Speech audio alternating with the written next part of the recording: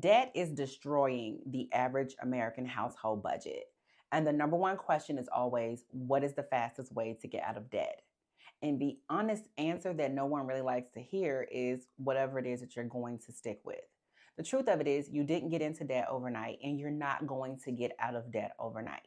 Today, we're going to be talking about the top two strategies that everyone mentions when it comes to paying off debt.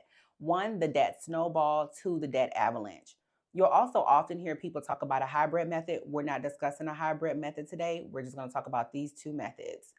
One method is going to give you a quick win right away, and the other method is going to save you a little bit of money along the way. What we are not talking about is balance transfers because that's just constantly kicking the can down the road. We're also not going to be talking about debt consolidation because the truth of the matter is debt consolidation only works for a small period of time. If you put everything into one debt and then now you have a larger payment, what happens when you start charging those credit cards up again, or if you go out and get another loan, so on and so forth. Now you have that larger payment plus the additional bills you've now created from recharging your debt. So I'm not a fan of debt consolidation at all. Between the debt snowball method and the debt avalanche method, these are the two ways that I would recommend structuring your payoff strategy. Debt snowball, it focuses on paying off the smallest balance debt first, regardless of the interest rate, and lining your debts up based on whatever the smallest one is to whatever the largest one is. So in this particular example, we're going to use $1,500, $3,000, $6,000, and $8,000. And what you do is you want to focus all of your efforts towards that $1,500 debt while you're still making the minimum payment on those other three debts. We do not want those to go into default for any reason whatsoever. So keep paying the minimums on those. But if you have anything extra to add with the minimum payment on that $1,500, that's when you throw it at that.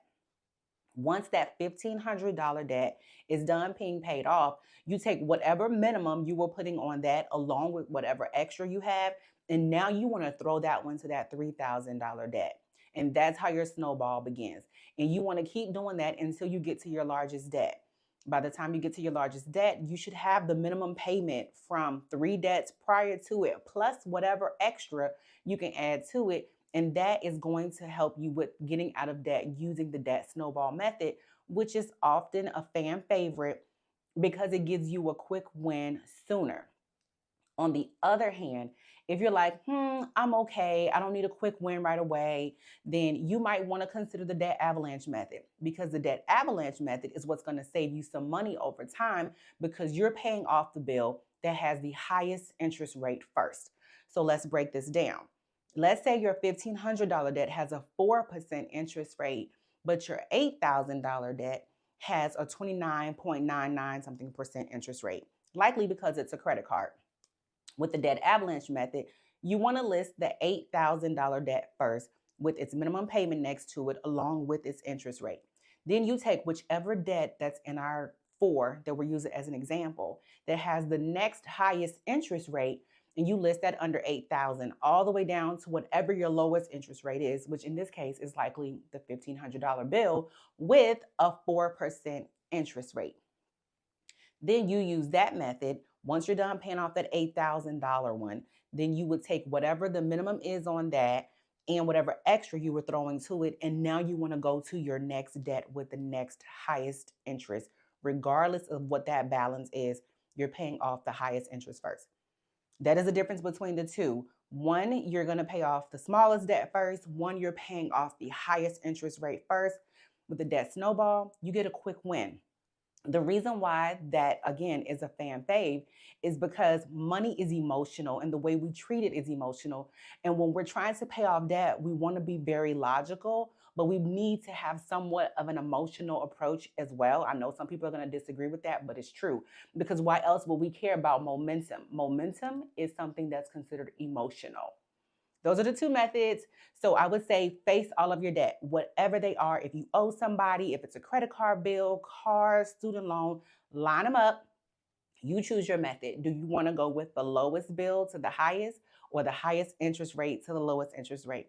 put your plan together. You can get an Excel spreadsheet, you can get a Google Doc, you can put it in a notes section in your phone.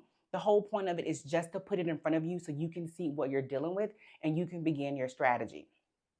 If I didn't mention, my name is April Boyd, and I am your internet money coach. And I am dedicated to helping single moms in the paycheck to paycheck um, battle. Like, I don't know why I drew a blank, but I'm dedicated to helping single moms in the paycheck to paycheck cycle and living a life of financial freedom that they never could have dreamt of in a million years. And if you are new to Money Confidential, don't forget that over here we are building financial confidence, not just budgets.